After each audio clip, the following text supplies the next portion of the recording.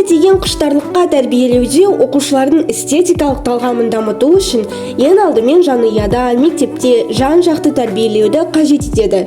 Мысалы, оқушыларды кесте тігуге үйретуде жұмыстың түсі, өрнегінің әсемділігі, сурет нұсқауларының көңілділігі және оқушының қолданбалы өнерге үйренуімен, мәдени мұраны игерумен, білім дәрежесімен байланыстыра отырып, эстетикалық талғамын дамытуға болатындығы анық. Осыған байланысты оқушылардың бойында көзге ілінген заттардың ағашынан жирендіріп, сұлуына сүйсінетін, адам жанын түсіне алатын адамгершілік қасиетін қалыптастырамыз.